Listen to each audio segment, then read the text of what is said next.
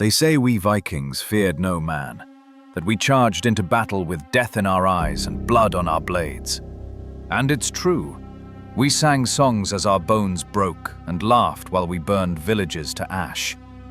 But there was one thing even we feared, something older than Odin, darker than hell, and colder than the northern sea. We called them Draugr, the ones who died in rage and rose again in hunger. This is not a tale for children. This is what really happened on that cursed island, the place we now call Deadfjord, the ship that shouldn't return. It began with a longship Skeljar, a black-sailed beast that vanished during a raid in the west. No survivors, no message, just gone. We thought them lost to a storm or Saxon blades, until it came back. The ship drifted into the fjord weeks later, silent as a grave. Its sail was torn, its mast cracked, but it floated perfectly. No one was on board.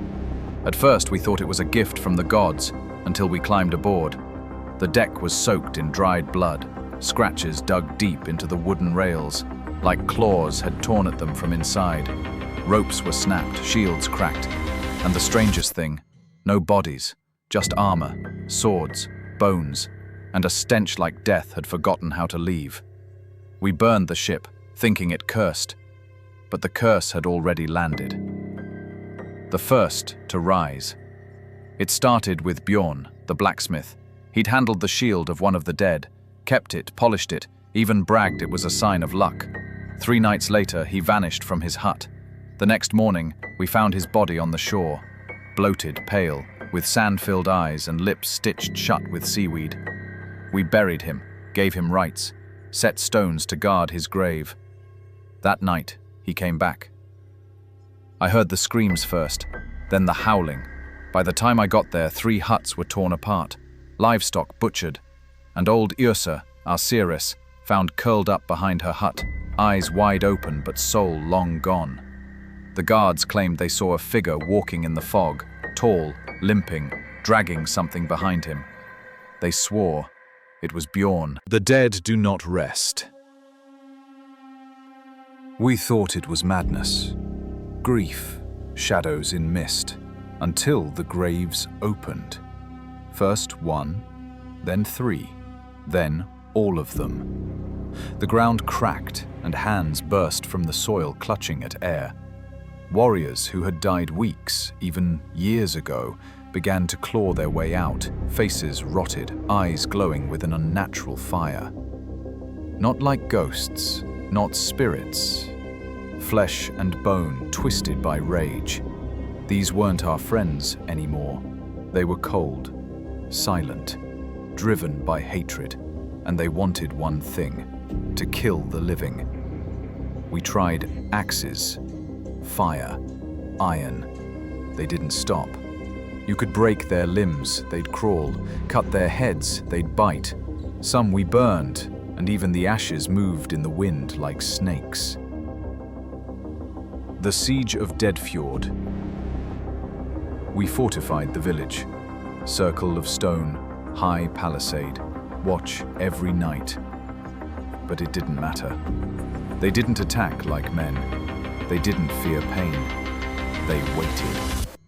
We'd see them in the woods, standing between trees, never blinking, never moving. At night, they'd circle, knock once on the gate, then vanish. They were breaking us down, slowly. One morning, Halfdan the bear was gone. No struggle. Just his axe left behind, stained in black ichor. That night, we saw him among the Draugr, his chest torn open, but his mouth grinning like he'd never stopped fighting. Our own were joining them, and we began to realize it wasn't just the dead rising, it was the living turning. There were only 19 of us left when we made the final stand. We dug a pit of fire around the hall and lit it with oil. The old runes were carved into every wall. We sharpened every blade. And waited. They came not as an army, but a wave of rot and rage, silent, relentless, a sea of broken teeth, bone, and metal. We fought like wolves. Every strike broke bodies. Every roar lit the sky, but they just kept coming.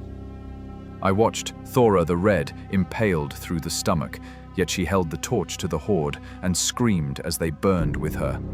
I saw Eirik, my blood brother, torn in half, and still he laughed as he took 5 of them down with his blade in his teeth. And then, silence. The curse that remains. I was the only one left. I crawled out of the wreckage, throat raw, hands broken, blade shattered, but they were gone. The forest was empty. The graves were silent. For a while, I believed we had ended it.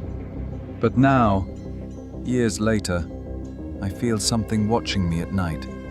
I hear the knock at my door every full moon. Just once.